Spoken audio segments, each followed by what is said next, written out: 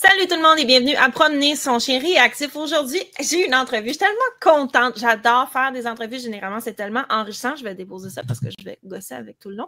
Donc, aujourd'hui, je reçois une de mes amies au podcast et on ne parlera pas de chiens, mais on va parler de comportement gossant. Donc, en bon français. Donc, il va quand même y avoir un lien, mais on est plus dans un épisode, on élargit nos horizons.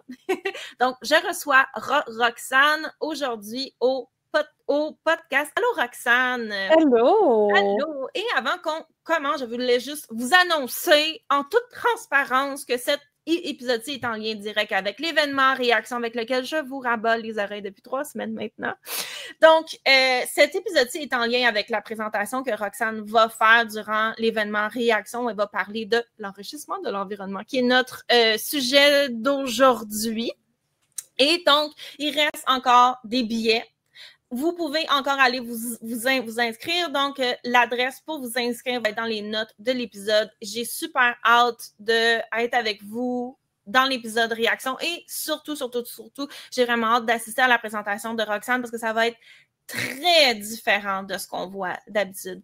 Roxane, merci d'être sur le podcast. Je suis super. Je pense que c'est la première fois que je te reçois sur le podcast. Oui. Oui. À part si je m'en souviens pas. Mais non, il me semble pas, mais c'est parce qu'on a déjà fait des collaborations ensemble sur d'autres projets. Donc, c'est inhabitué pour moi, mais c'est une nouvelle pour vous. Donc, Roxane, je vais te laisser te présenter brièvement parce que je pourrais raconter à tout le monde comment j'aime tes chiens, puis comment mais au fond, ça leur dira pas plus grand-chose. Vas-y. Ben oui, allô tout le monde.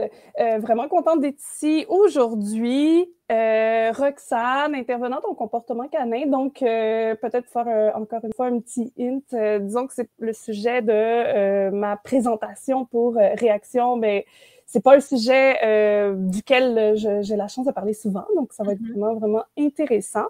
Oui. Je suis dans le domaine depuis... Oui?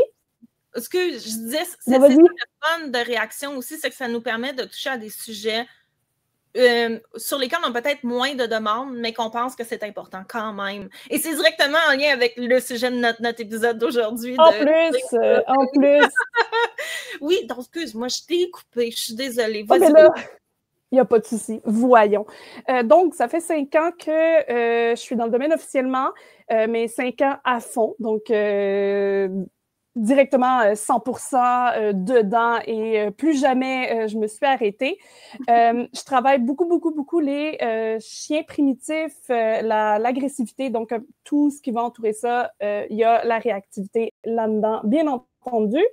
Et je dirais que c'est pas mal ça. C'est, disons, les animaux m'intéressent en général. J'adore travailler avec différentes espèces et j'ai eu la chance de le faire, par exemple, en mai dernier avec des loups. Et là, justement, après ça, à partir du mois de juin, j'ai eu une nouvelle aventure qui a commencé et qui a fait en sorte que j'ai commencé à pouvoir mettre ma main sur le travail avec une autre espèce, encore une fois. Oui! Donc, on va vous reparler un peu plus tard. En fait, non, on peut en parler brièvement maintenant. On le dit pour vrai tout de suite? Ben oui, vas-y, dis-le. De toute façon, parce que ça va être dans le titre. Ben oui! Tu as commencé à faire des explorations au niveau du comportement des reptiles, c'est bien ça? Oui, exactement. Donc, j'ai eu la chance d'adopter dans ma petite famille, j'ai envie de dire grande maintenant parce que ça commence à accumuler, un python royal ou ball python en anglais. Je dis ça parce que je préfère en anglais. Python royal, ça me fait penser à caniche royale, on dirait. Donc, j'ai vraiment de la misère un peu. Et étant moi-même, j'ai pas juste fait une adoption, je l'ai mis dans un terrarium et je l'ai regardé, puis c'est ça. Je suis rentrée à fond dans le comportement et les besoins des reptiles et j'en suis devenue zinzin. Je me suis acheté plein de livres super intense sur le sujet et je suis aussi des personnes qui font de la formation indirectement là sur les serpents, justement. Donc, c'est ça. Fait qu'aujourd'hui, on me donne la chance, aujourd'hui et dans Réaction, la chance de pouvoir parler de ça un peu, parler de mon expérience avec les serpents et ce que j'en ai appris sur leurs besoins. Et comme on disait au début, c'est pas nécessairement un sujet qui est beaucoup en demande de parler de justement du comportement des reptiles parce que ce qui est en lien direct avec notre sujet de l'épisode du podcast d'aujourd'hui, souvent quand les gens vont adopter une autre espèce qu'un chien, c'est parce qu'ils veulent de la compagnie, ils veulent avoir une présence, mais ils veulent pas nécessairement tout l'investissement qu'un chien demanderait. Ryan, qu'est-ce que tu en penses? Donc, ils veulent une présence, mais pas en majuscule autant qu'une reine va mettre de la présence dedans ta vie. Et, exactement. Oui, et c'est tout à fait correct, mais à un certain point, ces animaux-là sont pas nécessairement juste des colocs qui vivent avec nous puis qu'on oublie un peu. Et pour ceux qui me connaissent moins, moi j'ai commencé dans le domaine animalier parce que j'étais une folle à chat, OK? J'aimais les minous, j'aimais les mines, je trouvais que c'était les créatures les plus fantastiques sur Terre. J'en avais 2, j'en voulais plein, je trouvais qu'un chien c'était niaiseux. Et c'était vraiment ça qui me passionnait. Le comportement félin, je trouvais ça trippant. J'ai même déjà commencé à penser à être intervenante en comportement félin. Et là, finalement, on en a parlé quand on jasait avant l'épisode. J'ai décidé de ne pas me lancer là-dedans parce que justement, j'ai réalisé que pour beaucoup de gens, avoir un chat, c'était comme un... Oh, mais comme, je veux pas vraiment m'en occuper. Puis j'étais comme, non, mais tu comprends pas, comme, tu as choisi d'adopter cet animal-là, oui, mais tu peux pas juste le mettre dans la maison puis genre se couper sa litière une fois aux 2 semaines. Tu sais, c'est une responsabilité. Et c'est quelque chose qui se parle de plus en plus dans le domaine félin. Je trouve que, par exemple, moi, j'ai eu mes premiers chats il y a plus que 15 ans, donc c'était un petit peu plus difficile à ce moment-là, mais je trouve que ça s'est amélioré. Les gens sont de plus en plus conscients que, oui, ces animaux-là sont plus qu'un coloc. Ah, allô, Anya! Ouais, c'est ça, il y a Anya qui a décidé de s'ajouter, puis il a fallu que je protège justement Cannelle contre la bête féroce qui voulait mettre ses fesses sur le sofa. Désolée. Donc, c'est par la chat. Ben oui, et oui, donc comme je disais, aujourd'hui, l'enrichissement de l'environnement chez les chats, c'est quelque chose dont on parle de plus en plus. Hein? C'est pas encore répandu à 100% partout, mais c'est mieux qu'il y a 15-20 ans quand même, où là, ça faisait vraiment très extraterrestre, là, de parler de disons, je sais pas pour toi, mais je commence à avoir quand même plus de gens qui acceptent l'idée, qui comprennent qu'un chat a besoin d'un peu plus, mais ça reste que, malheureusement, je pense encore la semaine dernière, j'ai eu des commentaires sur des chats comme justement que c'est plus facile, tu peux le laisser pour pouvoir voyager ou quelque chose comme ça, alors que on le sait de plus en plus que malheureusement, ça a des impacts de laisser un animal seul chez soi. Puis même, je pense que c'est rendu illégal de laisser plus de 24 heures ou 48 heures un animal seul, ou du moins un chat ou un chien. Ah, je le savais pas. Puis ça, je crois que oui. Ouais, bon, ben, tant mieux dans un certain sens. Là, tu sais, j'ai déjà vu, là, on divague, mais des gens qui allaient voir le chat, c'était temporaire, mais genre comme une fois par semaine. Là, j'étais comme... Ouh! Ouais. Pas beaucoup. Ouais. Mais pour retourner à l'enrichissement de l'environnement, c'est comme on trouve beaucoup plus en magasin des arbres à chat, et c'est beaucoup plus courant. Là, comme ça vient dans le kit de base, là, le monde pense un chat, ça prend 2 bols, une litière, un grattoir, un arbre. Avant, c'était juste 2 bols puis une litière. Donc, ça commence, c'est de mieux en mieux, ça pourrait être mieux. Et beaucoup des explorations qui ont été faites au niveau de l'enrichissement de l'environnement chez les chats ont été faites parce que les chats avaient des comportements problématiques, dû au fait que leurs besoins n'étaient pas comblés.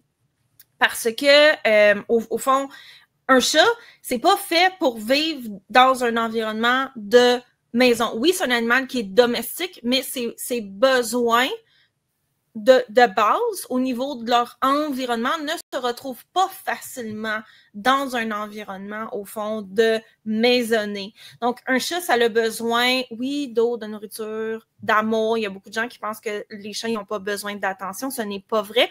Mais il y a aussi des éléments au niveau de leur sentiment de sécurité, des comportements normaux, instinctifs, comme grimper, gratter, être en hauteur pour un chat, c'est sécurisant. Se promener au sol, oui, il y aura toujours des variations individuelles, mais en général, pour un chat, se promener au sol, c'est quelque chose qui amène un sentiment de vulnérabilité. C'est une espèce qui est faite pour se promener en hauteur, non seulement pour observer, mais aussi pour fuir les prédateurs, parce que ça reste un animal qui est petit et qui est conscient aussi que il n'est pas au sommet de la chaîne alimentaire. Donc, il va beaucoup avoir des comportements de fuite et d'aller se cacher. Et qu'est-ce qui arrive lorsque ces besoins-là ne sont pas comblés? Soit le chat va aller les combler en sautant sur le comptoir, sautant sur le dessus du frigo, griffant le sofa, donc toutes des choses que les gens ne veulent pas. Et souvent, d'ailleurs, des gens vont commencer à s'acheter des arbres à chat parce qu'ils disent, mais là, le chat, il saute toujours sur le comptoir, sur la table de la cuisine. Et on va demander aux gens, mais où est-ce que ton chat peut aller en hauteur quand il y en a besoin? Puis les gens sont comme, ben nulle part, je veux pas qu'il abîme mon mobilier. Comme, mais être en hauteur, c'est un besoin pour ton animal. Il va falloir que tu ailles le combler d'une autre façon. Puis non, ton arbre à chat peut pas être genre dans une pièce sombre à côté de ta litière. Là. Comme... Oh non, le placement, ça c'est important, puis je dirais que c'est encore un gros combat. Oui. De faire comprendre que c'est pas à nous de choisir où est-ce qu'on va mettre le grattoir ou l'arbre à chat, mais qu'il faut y aller avec les besoins du chat. Puis je sais que j'ai déjà vu des gens que pour eux, disons, le sofa, ben, c'était une place en hauteur. OK, disons-le, pour moi, ici, ça peut l'être. Là, déjà, elle le fait pas, même si c'est tout doux, parce que c'est pas assez étroit. Je veux dire, c'est pas assez large, mais c'est pas très haut quand on y pense. Oui. Donc, c'est pas l'idéal, là. Oui, puis tu sais, comme on dit, un chat ou un reptile, c'est plus qu'un coloc. Tu sais, ton coloc, il paye la moitié du loyer, idéalement, il mange pas trop ta bouffe, puis il fait ses affaires dans sa chambre. Tu sais, comme ses affaires sont là. Puis idéalement, vous vous dérangez pas trop, puis une fois de temps en temps, vous vous dites allô, tu sais. Mais un chat, c'est pas un coloc, là, comme il habite avec toi. Là. Tu peux pas prendre toutes ses affaires, sa bouffe, son eau, son grattoir, son arbre à chat, puis mettre ça dans une pièce où ça te dérange pas visuellement, puis bye, tu sais. Ça, ici, ça fonctionne pas. Puis souvent, le monde va dire, mais j'ai essayé un grattoir, ça fonctionne pas. Puis la première chose qu'on va demander, tu sais, c'est, mais est-ce que vous avez mis votre grattoir proche de l'endroit où votre chien gratte vos divans que vous voulez pas? C'est comme, ben non, c'est laid. Puis on est comme, mais je suis désolée, tu peux en acheter un qui est peut-être plus esthétiquement plaisant, mais comme ça vient avec le fait d'avoir un animal que tu as choisi. Comme c'est plate, mais comme c'est ça. Ce serait un peu comme si quelqu'un avait un chien puis disait, ben ça me tente pas d'aller le promener. Fait que je le ferai pas. Puis on est comme, ben, comme, OK, mais pourquoi t'as un chien, tu sais? Puis, et en vérité, il y en a quand même qui le font, malheureusement, là. Qui vont faire quasiment au même niveau qu'ils font avec les chats, là. Ouais. Le voit, là. Oui. Puis souvent, ces remises en question-là de l'environnement chez le chat vont venir à cause de, comme je disais, ces comportements déplaisants-là de grimper, de gratter, mais aussi beaucoup de comportements d'agressivité.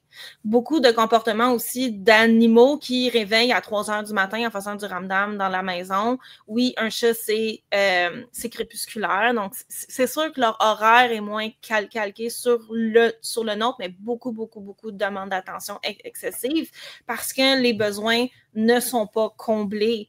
Et aussi, on l'a vu avec Cannelle et Anya, des problèmes d'agressivité dans la relation chien-chat. C'est pour ça que c'est difficile parce qu'un chien, c'est un prédateur. Oui, un chat, c'est un prédateur, mais c'est un prédateur qui n'est pas au sommet de la chaîne alimentaire. Le chat a des comportements très furtifs. Et ça, ici, ça déclenche la prédation des chiens. Oui, ils ont toujours l'air suspicieux, fait que forcément, des chiens, c'est comme, mais qu'est-ce que tu fais? Oui, pourquoi tu fais ça? Pourquoi tu vas là? Oui, vraiment. Là. Puis ça, ici, je le vois souvent, puis c'est là que quand on a ce genre de problème-là, on va parler beaucoup de gestion de l'environnement. Mais aussi de se demander, OK, c'est beau, tu as un arbre à chat dans la maison, mais comment est-ce que ton chat peut se déplacer sans nécessairement avoir à descendre à terre, à se mettre dans une position où il est vulnérable et risquer un croisement avec ton chien? Donc, des fois aussi, ce qu'on va suggérer aux gens, c'est de réorganiser les meubles qu'ils ont déjà, si les personnes n'ont pas nécessairement énormément de moyens financiers, pour que le chat puisse se promener en hauteur. Et parce que un des problèmes, c'est que quand le chat, il descend, comme il se sent vulnérable, il est beaucoup plus furtif puis ventre à terre. Mais si on a un chien qui pense que le chat, c'est son ennemi, ou si on a un chien qui fait de la prédation dans le tapis, tous ces comportements-là ça déclenche fois 1000. Et là, à un moment donné, c'est rendu que le chien fait juste entendre le chat dans une autre pièce et capote, tu sais. C'est ça. Oui, donc souvent, au fond, l'enrichissement de l'environnement va venir combler un peu ces besoins-là. Et ça a commencé énormément de cette façon-là. Et maintenant, il y a des gens qui ont des chats et qui commencent dès le début là, à s'intéresser à l'enrichissement de l'environnement, le comportement félin. C'est quoi leurs besoins, en fait, d'interaction sociale avec nous, entre eux. Des gens qui ont des tablettes organisées. Quand j'avais des chats, j'avais plein de tablettes, puis ils pouvaient se promener. C'était vraiment le fun. Il était en bois brut aussi, fait qu'il aimait vraiment ça. Des gens aussi qui ont des roues maintenant pour que les chats puissent courir. Parce que le besoin de courir, là, à fond la caisse, ils peuvent pas vraiment le combler dans la maison aussi, alors que c'est un prédateur à la base. Comme il va faire des sprints pour attraper. Des fois, ça, comme on disait, ça va arriver genre à 3 heures du matin, genre quand ça nous gosse. En effet. Oui. Ah, c'est clair. Et tu as raison là-dessus, c'est vrai que ça s'est quand même beaucoup amélioré, ne serait-ce que j'ai une amie qui a adopté il n'y a pas si longtemps, déjà ça va faire 1 an, là, mais un Devon Rex et justement, là, attends un peu, ça décide de s'affoler, mais c'est ça. Et du podcast, on a parlé de relations avec les chats aussi. C'est ça, exactement. Et justement, méga arbre à chat intense, avec plein de trucs dedans dès le début, me demander conseil dès le début. C'est sûr que je suis plus en comportement canin comme toi, mais je veux dire, à la base, moi aussi, j'avais beaucoup de chats dans ma vie. J'ai des chats et ça reste que ça nous intéresse quand même, le comportement des autres animaux autour. On va pas se fermer qu'aux chiens.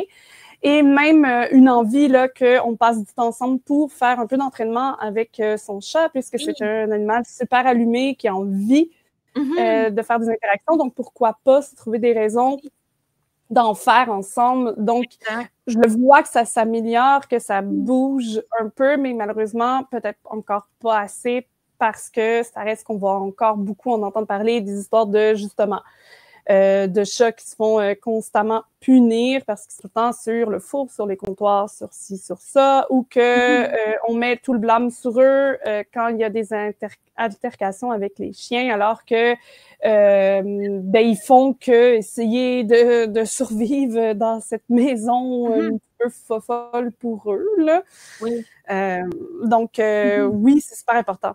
Oui, puis tu sais, juste une dernière chose sur les minous parce que c'est important pour moi. Souvent, les gens aussi vont penser que les chats ont besoin de moins d'interaction avec nous que les chiens. Le monde dit « Ah, mais c'est pas un chien, il y en a pas besoin. » Puis, tu sais, peut-être que oui, un chat a les besoins moins élevés qu'un chien, mais beaucoup de problèmes de demande d'attention excessif, de problèmes aussi du chat qui va écœurer les chiens, puis après ça qu'ils chialent parce que le chien leur court après, mais peut-être qu'il y a aussi des besoins, oui, d'enrichissement de l'environnement, mais d'interaction avec nous aussi. Tu sais, à la base, on a ces animaux-là parce que on voulait cette présence-là. Comme on a dit, c'est pas juste un coloc.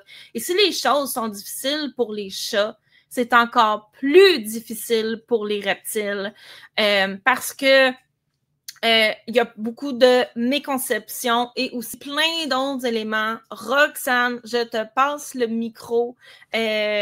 Parle-nous-en. Donc, tu voulais nous reparler au fond de Mouchou que tu as adopté il y a bientôt 1 an. Donc, oui, déjà. Oui. J'ai dit juin, mais je me rappelle plus si c'est juin ou un peu plus tard. Dans le fond, c'est que pourquoi là je me mélange un peu, c'est que malheureusement, il est arrivé dans ma vie quand Minnie, donc une de mes chattes, a quitté notre vie malheureusement. Elle commençait à être un peu vieille, elle avait 12 ans, puis sa santé commençait à se dégrader. Et à ce moment-là, pas longtemps après, je pense 2 semaines après, il est apparu. Par contre, Mouchou, anciennement Bubule, je le connaissais déjà depuis près de 7-8 ans. OK. Il faisait partie de la vie de quelqu'un dans ma vie. Donc, j'ai pu déjà, avant son adoption, interagir avec lui.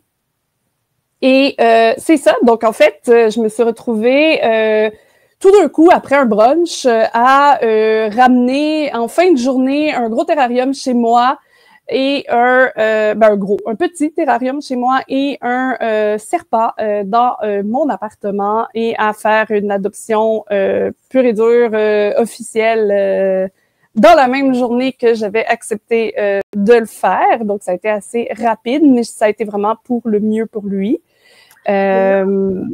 Nous, ici, on aime ça, là, les histoires. Qu'est-ce qui s'est passé? Bien entendu, dans le respect de l'ancienne famille, ben oui. Je suis sûre que tout le monde est comme, hein? Ouais. Satisfait notre curiosité, Roxane. Ben oui, allons-y au lieu de juste vous titiller un peu avec ça.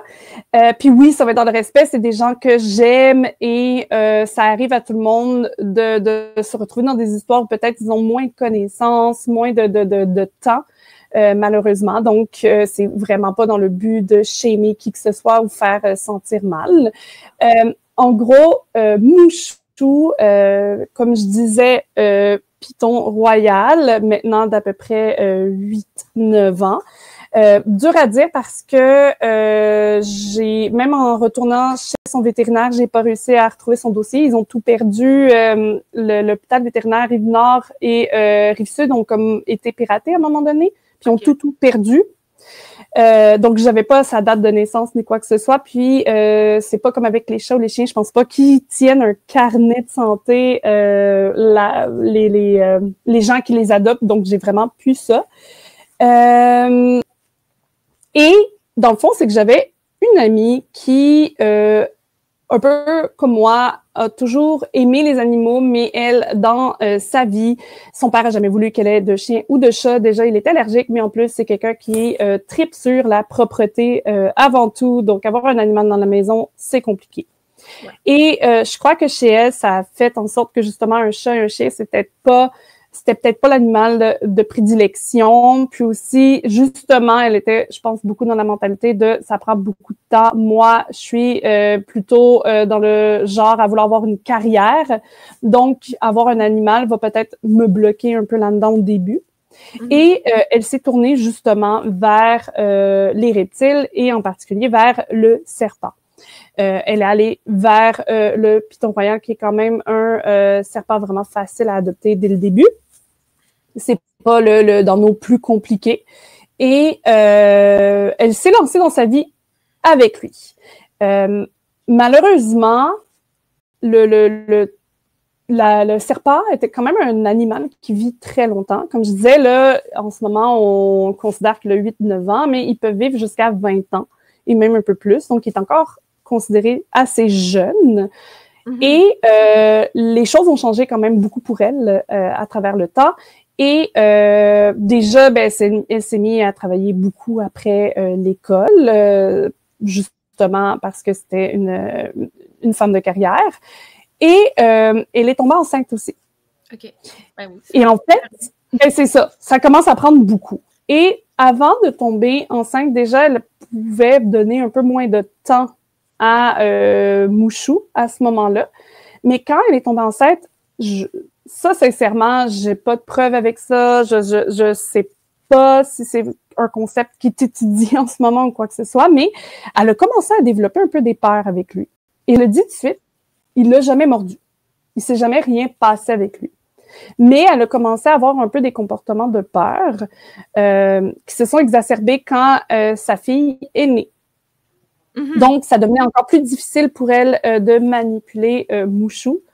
Et peu à peu, avec ça, donc avant la naissance et après la naissance, elle s'est retrouvée à presque jamais sortir de son terrarium. Oui, là, je veux juste faire une parenthèse, juste pour en appeler à l'empathie des gens aussi. Je pense que c'est normal aussi de considérer que lorsqu'on a un bébé, c'est viscéral le besoin de le protéger. Là, j'en ai pas personnellement, mais j'ai beaucoup d'amis qui y en ont.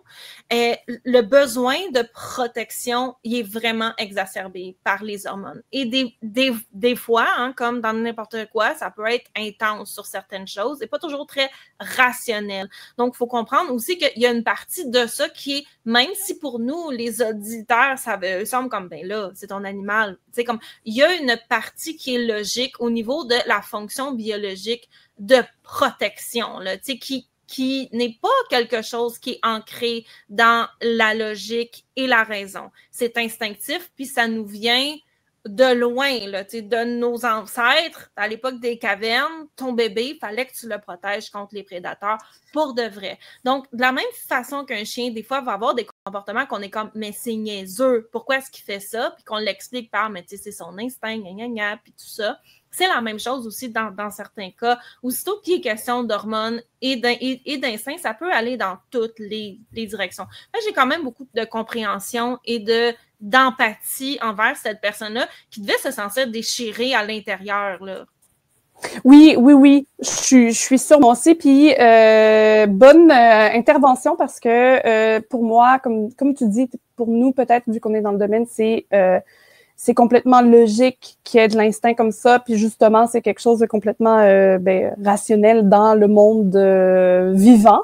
Mais en effet, quand l'instinct embarque, à un moment donné, on peut pas s'en défaire. Et aussi, je tiens à dire que c'est anormal de ne pas avoir peur des reptiles, surtout des serpents, parce que ceux qui survivaient, c'était ceux qui s'approchaient pas des bestioles qui pouvaient les tuer finalement. Donc toutes ces peurs-là, c'est des choses qui sont normales à avoir. Puis c'est plutôt ceux qui n'ont pas peur qui sont anormaux, si on veut, ou qui réussissent à combattre ça. Encore une fois, c'est pas une histoire de combattre ou pas une peur, parce qu'on n'a pas à combattre nécessairement, mais il y a chez des gens chez qui c'est peut-être un peu moins dur à faire.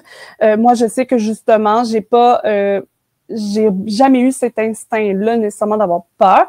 Puis après ça, oui, ça m'est arrivé dans les débuts d'être incertaine avec certains comportements de Mouchou, tout simplement parce que je n'y connaissais pas et que ça reste qu'on a quand même notre instinct de survie qui va embarquer.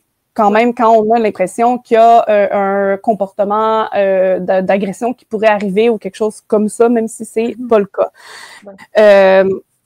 Donc, oui, c'était pas rationnel. Puis aussi, je tiens à dire que j'ai l'impression, plus le temps avance, que les raisons peut-être aussi pour lesquelles il y a eu des manques dans l'enrichissement, parce que, ben là, je le dévoile.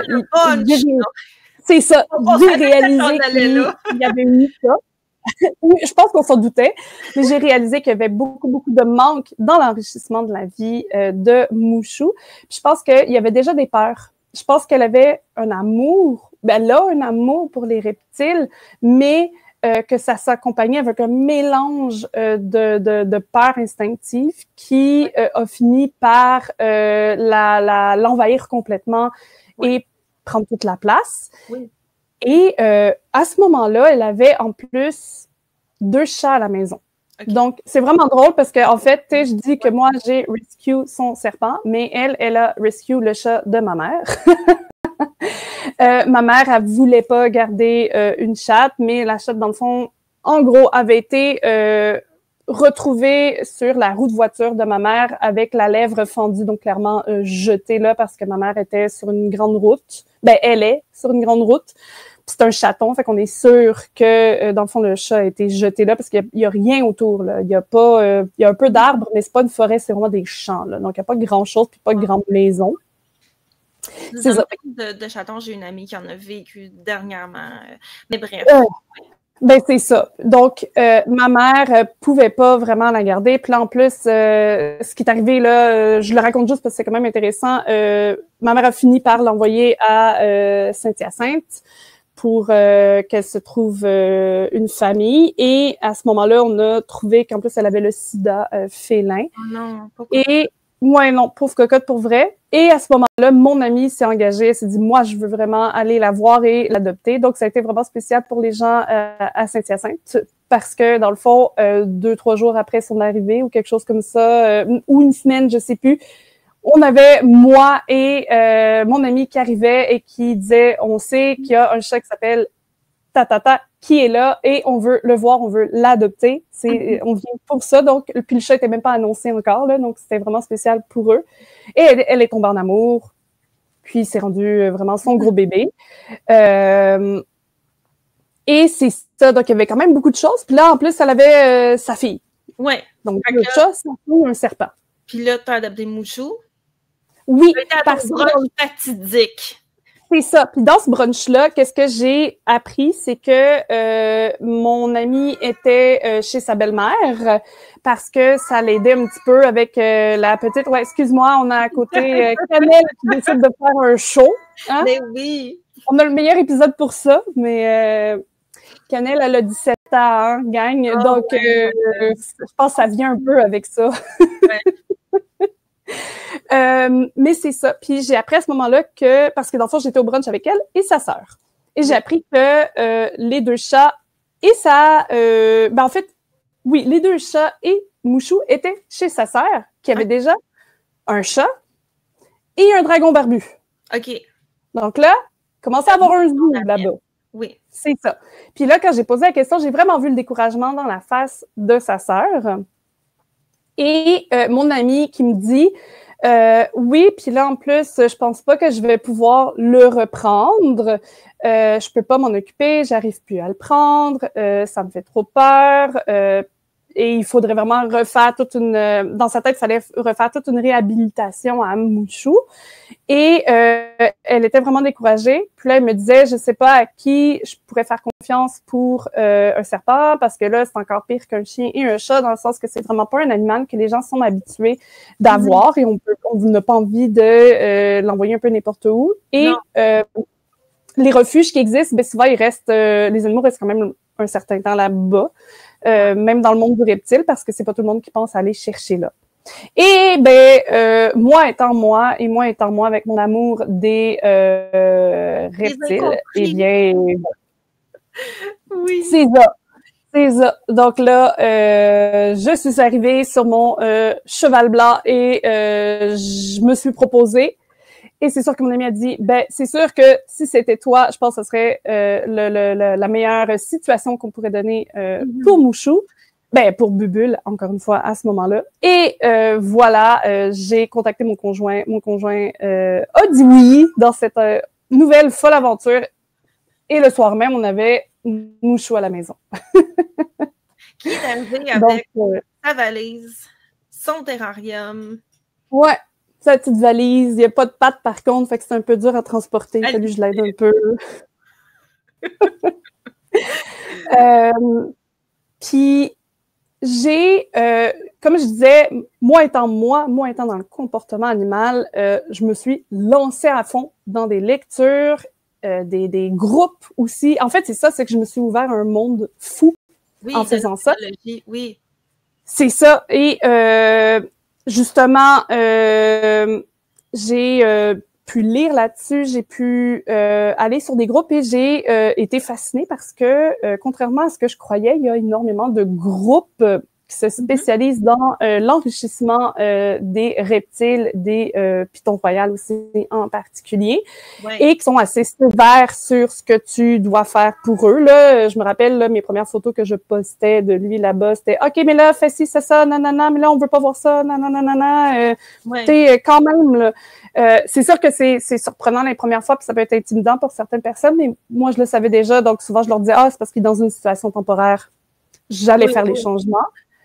Mais ça m'a fascinée parce qu'en fait, ça m'a fait réaliser à quel point il faut en faire plus pour eux. ça, au fond, tu vas pouvoir en reparler pendant réaction, amener progressivement cet enrichissement-là, parce que on peut pas, dans la tête du monde, tu sais, ça prend une roche chauffante, là, puis en fait, c'est ça aussi, c'est pour ça, pas juste une roche de métier, puis ça vient un peu de là, le titre de la présentation, c'est que c'est vraiment ça, c'est un peu enlever l'idée dans la tête des gens que avoir un reptile, avoir un chat, ou peu importe, un hamster, c'est ça, un chien, c'est pas juste de donner le minimum et c'est tout. Parce que ça, dans le fond, c'est le minimum, un petit endroit pour se cacher, un peu de chaleur, puis un endroit bien fermé pour pas qu'il puisse s'enfuir. Ouais. C'est la simple base. Et pourtant, peut-être, petit hint pour le cours, c'est même pas la simple base quand on y pense. Si on veut vraiment aller dans ce que l'animal a vraiment de besoin juste de base, il faut plus que ça. Oui. Et ça, on va pouvoir vous en reparler dans Réaction, de comment, justement, t'as amené l'enrichissement, parce que j'imagine que tu peux pas du jour au lendemain, pouf, changer son enclos. En tout cas, je connais pas trop les reptiles, mais je me dis, il va y avoir un choc. Donc, quoi faire, comment le faire, et comment faire des changements progressifs. On va pouvoir en reparler beaucoup plus dans ta présentation. Ouais. Et en le faisant... Puis je te dirais que je suis quand même chanceuse. Oh, pardon. Puis je te dirais que je suis quand même chanceuse parce que Mouchou est quand même extrêmement résilient parce qu'on peut avoir beaucoup de reptiles qui vont prendre des semaines à s'habituer à des changements. Mouchou, explorateur comme ça se peut pas. Donc, accepte la nouveauté vraiment bien. Puis justement, ça m'aide énormément à l'enrichir. Mais de toute façon, juste de découverte et de essai-erreur, oui, c'est aller peu à peu. Puis il y a encore des choses que je veux changer, que je veux ajouter. Donc, c'est pour dire, là. Oui. Et tu as vu, pour retourner avec notre sujet d'aujourd'hui, bien entendu, si vous voulez tous les trucs de Roxane et voir aussi tous les parallèles qu'elle a à faire avec les chiens, parce qu'il y en a énormément, inscrivez-vous à Réaction. On vous attend. Oui, ça va être fun. Mais tu as vu des changements chez Mouchou lorsque tu as commencé l'enrichissement. Est-ce que tu pourrais nous reparler un peu de son comportement aujourd'hui, avant, quand tu l'as eu, versus aujourd'hui? C'est quoi les changements que tu as vus? Parce que, tu sais, un reptile qui est pas bien, il peut pas dire genre « Allô, je suis pas bien ». Il peut pas courir partout dans la maison à 3 heures du matin puis faire push-push comme un chat ou appeler comme on entendait Canel faire avant ou comme un chien manger tes murs puis japper puis... Ouais.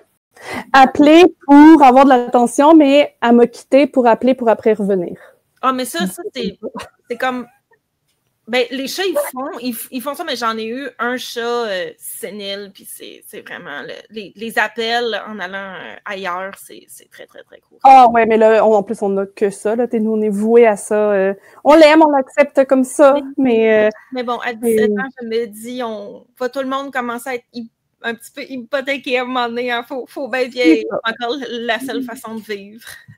C'est ça. Puis je veux dire, son seul gros problème en ce moment, c'est de beaucoup vocaliser. Puis elle reste très, très active, joueuse, bonne humeur, tout ça. Fait que bon, mais tant mieux. Ce qu'on veut, là, être en santé. Mais oui, Mouchou a énormément changé entre son arrivée et maintenant. Puis en fait, ça m'a fascinée parce que je ne m'attendais pas à ça. Je ne m'attendais pas à avoir un si gros changement. Je pensais même pas qu'il était nécessairement si, entre parenthèses, ça va avoir l'air dramatique, mais c'est pas le but, là, mais si mal dans sa peau. Dans le sens que je crois qu'il y avait quand même beaucoup de choses à changer pour qu'il se sente mieux. Je pense pas qu'il était là non plus là en détresse, mais ça reste que quand on peut voir des changements significatifs, il faut se poser la question de qu'est-ce qui se passait. Il était comment quand tu l'as eu, son comportement? Il se cachait beaucoup. Il restait beaucoup dans sa cachette. Et oui, il se promenait, mais il faisait le tour rapidement. Il faut dire que là, je vais en reparler dans le cours, la présentation. Mais je dois le dire là parce que sinon ça va pas avoir de sens vraiment, mais il faut comprendre que il était dans un terrarium de peut-être 2 pieds et quelques. Maintenant, il est rendu dans 6 pieds et quelques. Okay. Donc, un peu moins de 1 mètre à quasiment 2 mètres. Ouais. À peu près. Parce que il y a une espèce de vieille légende comme quoi ils ont besoin d'être dans des petits espaces, ils sont pas bien dans des gros espaces. Oui, quelle blague! Ben, c'est ça.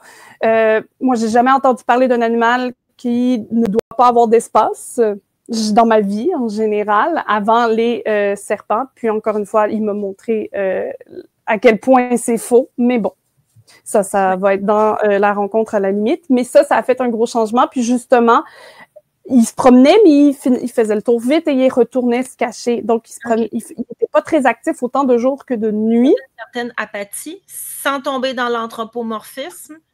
Ben, il était plate. Je sais pas, c'est ça. Comme tu dis, apathie, c'est dur de trouver peut-être un autre terme pour ça, mais... C'est pas un humain, mais ouais. Non, c'est ça. Puis c'est pas... Puis tu sais, je veux dire, il faut aussi se questionner. Est-ce qu'il bouge beaucoup parce qu'il est en détresse ou quoi que ce soit? Tu sais, on pourrait très bien se le demander. Mais dans le fond, c'est comme s'il n'y avait pas de couleur autour de lui. Donc, pourquoi explorer? Il connaît l'endroit par cœur, c'est tout petit, puis il n'y a rien. Il n'y avait pas grand-chose. Et maintenant, c'est le contraire. Tous les soirs, ou presque, là, tous les soirs, il est très actif. Il se promène beaucoup. J'avais aussi un serpent qui venait pas me voir. Moi, ça aussi, je vais en parler dans la rencontre, mais j'ai beaucoup travaillé avec lui et j'ai créé un vrai lien, peu importe ce que les gens en pensent. Là, c'est pas pour embellir la chose, mais on a réellement un lien, lui et moi. Mais c'est ton bébé. Ben oui, je veux dire, moi, j'ai un lien d'amour, là. Ben oui. Lui, c'est pas ça. Une des premières choses que je t'ai demandé, c'est « Il te reconnaît-tu? » Puis tu me dis « Oui. » Ben, il peut à 100% en fait maintenant, parce que son comportement n'est pas le même avec les autres personnes autour. Déjà, il reconnaît mon odeur. Il m'a assez touché avec sa langue, je pense. Aussi, il vient beaucoup sur mon corps, donc ma chaleur, encore une fois, mon odeur, ma voix, mon apparence. Je veux dire, ils ont des yeux, là. Il me reconnaît et il n'a pas le même comportement quand c'est moi non plus qui est devant. Oui, bien sûr, c'est moi qui le nourris, c'est sûr. Oui, mais c'est pas la chose que je fais le plus souvent parce qu'il faut qu'il mange peut-être aux 3 semaines. Ouais. Donc, c'est pas non plus notre activité de prédilection ensemble. C'est plutôt que j'ai fait énormément de travail avec lui. Ouais. C'est que j'ai décidé de faire en sorte de faire mon maximum. Puis, c'est vraiment pas tous les reptiles qui vont faire ça comme ça. Il va en avoir des encore plus affectueux, si on peut dire, et d'autres encore plus timides. Il va y avoir des pitons, justement, parce que c'est quand même un serpent très timide à la base. Il y en a qui vont rester timides toute leur vie, peu importe ce qu'on fait avec eux. Mais c'est leur personnalité. Puis... Exactement. Oui. Parce que sinon, j'achèterais un en plastique si on ne voulait pas qu'il y ait une personnalité. Tu sais. Exactement. Oui. Exactement. Pourquoi pas? Ça serait plus simple, moins effrayant. Mais lui ne l'est pas et il me le montre bien. Il va là beaucoup venir à la porte justement pour demander à sortir et à aller explorer parce que c'est aussi une des choses que je permets. Ben c'est ça. Donc là, c'est carrément un autre serpent dans le sens que il bouge sans arrêt le soir, même que des fois là dernièrement, il va aller se griller un petit peu au soleil parce qu'il y a de la lumière là pendant la journée. Et dans la maison. Les chiens, je disais c'est le printemps pour tout le monde dans la maison. Je suis sûre que vous nous écoutez puis que vous pensez à votre propre bébé qui est couché dans les rayons de soleil dans la maison. Mouchou, c'est pareil. Parce que lui, c'est sur des lumières synthétiques, malheureusement, parce qu'il n'y a pas accès à une vraie savane ou à Afrique, du moins, là. Mais puis aussi, il va venir vers moi, je veux dire, quand il me voit, là. Il n'aura pas peur. C'est sûr que ça reste un animal craintif. Faut pas non plus imaginer que je l'ai complètement transformé, là. mais ça reste qu'il vient chercher ma compagnie beaucoup plus que ce qu'il faisait par le passé. Donc, le changement est phénoménal, et ce, seulement en 1 an, et comme on disait, j'ai pas tout changé non plus dès le début et tout d'un coup, puis tout n'était pas parfait pour lui dès le début. Il y a eu 3 terrariums différents. Donc, le premier dans lequel il est venu, une transition parce que je pensais que c'était correct. Puis finalement, moi, je me suis dit, je veux plus pour lui parce que je veux donner le maximum, je veux pas donner le minimum. Puis ça va être vraiment, je pense, la clé de ma rencontre avec ceux qui voudront bien venir. C'est de pas donner que le minimum. D'essayer peut-être d'aller un peu plus loin pour ces êtres vivants-là qu'on a décidé d'emmener dans des endroits qui sont pas naturels pour eux. Ouais. Puis de vouloir aller plus loin avec eux, explorer un peu tout ça. De donner notre amour autrement que par des petites caresses et tout ça, parce qu'en plus, je vous le dis tout de suite, c'est pas des animaux qui aiment ça, se faire caresser, puis toucher, puis tout ça, là. Puis allez certainement pas donner un petit bisou parce que ben ça reste que ça mange des rats crus et tout ça. Donc peut-être que c'est pas la meilleure des idées du monde. Ouais. Mais tu fais quoi si tu peux pas le cajoler? Tu te reprends sur Ben, Canel? Voilà, sur Hania, on a pas de colle, donc ça va. Elle s'est rendue qu'à pleure là, pour nous demander de venir la voir. Là. Puis les tests de consentement, c'est plus des tests de consentement, c'est des exigences. Ah, bon. Chez nous, c'est des exigences. C'est veuillez tout de suite. Oui.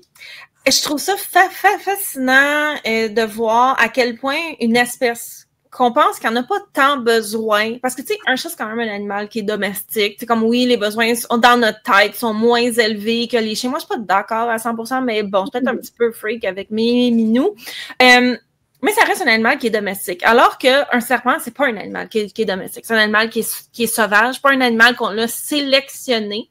Et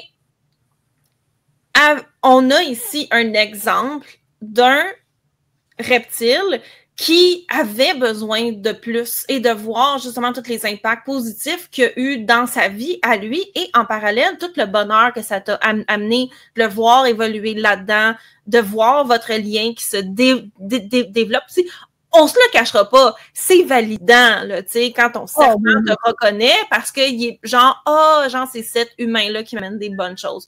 Peu importe. On s'en fout si c'est de l'amour valide ou non, le lien, il est là pareil. De toute façon. C'est presque sûr là, que c'est pas de l'amour. C'est presque sûr. Peut-être que la science va nous dire autre chose plus tard, dans le futur. Est-ce qu'on serait est-ce qu'on entretiendrait des liens sociaux avec des gens qui nous font chier? C'est comme. Non, c'est en fait, moi, c'est ça que j'essaie de faire comprendre aux gens, c'est que c'est pas de l'amour, mais il y a une certaine appréciation, par contre. Sinon, il n'y aurait pas cette confiance-là en moi, parce que c'est la confiance. Finalement, c'est la première chose qu'on installe ensemble, c'est une confiance que je suis pas un gros gorille qui est là pour le manger tout rond. Oui. Finalement, là. Puis tu sais, sans nécessairement aller dans comme la pureté des sentiments, puis ceux qui sont en fait là on est vraiment dans l'anthropomorphisme, tu sais, c'est pas une espèce qui a été sélectionnée pour créer un lien avec un être humain. Mais même nous, comme je disais, tu sais, si notre amitié m'amenait rien, si notre amitié ne t'amenait rien, ben on serait pas amis. Parce qu'à un moment donné, comme la relation s'ignorerait. Fait que, tu sais, mon chum, je l'aime, mais je l'aime aussi parce qu'il enrichit ma vie. Tu sais, s'il était pas, il était les gens de la misère. Ouais. Les gens ont de la misère à entendre ça. Ont vraiment de la misère à entendre que il faut des buts, il faut que ça rapporte. Surtout, pas surtout, mais avec le chien, j'ai encore de la misère des fois à faire comprendre ça, je trouve aux gens, là, que si ça rapporte pas, pourquoi ils t'écouteraient par pur amour? Quelle blague! Mais ça existe pas, malheureusement. C'est pas... mais même entre êtres humains, ça n'existe pas. Mais non! Sauf que les gens ont de la misère avec ça, parce que, ça, comme tu dis, ça enlève toute la pureté des émotions, de l'amour qui vient, tout et tout ça, là. Mais bon, je pense que dans les auditrices de ce podcast-ci, on est un petit peu plus éduqués. On comprend le principe que oui, il y a un lien, oui, il y a une relation de confiance. Au niveau de l'entraînement, on est un petit peu plus avancé que ça. Moi, je trouve ça vraiment chou quand tu parlais de ta relation avec Mouchou et je suis sûre que les gens ont trouvé ça passionnant aussi. Donc, que vous ayez un reptile ou non, ou juste si ça vous intéresse, tout simplement comme moi, là, j'en ai pas des reptiles, j'en aurais probablement pas parce que je trouve que j'ai assez de monde à la messe chez nous, là. Tu sais, j'ai dans ma vie, il habite pas avec moi, mais il y a mes parents. Chez nous, il y a mon chum, nos 4 chiens. J'ai assez de monde à m'occuper ici dedans. Mais je trouve ça fascinant d'entendre parler d'autres espèces. Et souvent, ça va aussi m'amener des éléments auxquels j'aurais pas pensé. Aux éléments où je suis comme, j'avais pas vu ça comme ça. Et justement, dans ta présentation, tu vas faire des liens avec les chiens et la réactivité. Parce que l'enrichissement de l'environnement, c'est encore plus important dans un cas. C'est important chez les chiens, point, mais c'est encore plus important chez les chiens qui sont réactifs. Parce que veut pas, les endroits où les promener, c'est plus difficile, vont leur amener aussi de la surstimulation qu'on veut pas vraiment, vont énormément solliciter leurs nerfs aussi. Donc, on veut leur offrir des moments pour s'apaiser. Et donc, je vous encourage tout le monde à venir assister à la présentation de Roxane. Ça va être fascinant. C'est sûr que si vous avez des reptiles, ça va vous aider. On est toujours dans l'optique de qu'est-ce qu'on peut faire bien, qu'est-ce qu'on peut faire mieux sans tomber dans l'autoflagellation. Et même et même si vous n'avez pas de reptiles, je suis sûre que juste pour le facteur exotique, vous allez trouver ça fascinant. Donc, moi, j'aime ça. Rin. J'aime ça te poser des questions de temps en temps, juste parce que c'est quelque chose que je ne connais tellement pas. Donc, venez élargir vos connaissances avec nous. Oui. Puis, si vous voulez juste le rencontrer, ben oui, parce que vous allez prendre le temps d'avoir avec moi. Oui. Pour pas parler de besoin. Oui. Oui. Donc, j'ai vraiment super hâte à ta présentation, Roxane. Tout le monde, vous pouvez trouver le lien pour vous inscrire à réaction dans les notes de l'épisode. Roxane, tu es très sollicitée chez vous, dans tous tes animaux qui t'appellent. Moi-même, je pense qu'on approche de l'heure de la promenade. Tout à l'heure, il y a mon job qui a essayé de faire signe subtil, mais sans être vu à la caméra. Donc, tout le monde, on va se laisser. Merci d'avoir été là. Comme d'habitude, partagez, mettez des likes, des subscribes, tout ce qu'il faut sur la plateforme sur laquelle vous êtes. Parlez-en autour de vous. Dites aux gens, veux-tu écouter le podcast du reptile qui aime sa maman? Donc, oui. Roxane, on se revoit pendant l'épisode de réaction et tout le monde, on se voit la semaine prochaine pour un autre épisode de Promener son chien. Réaction.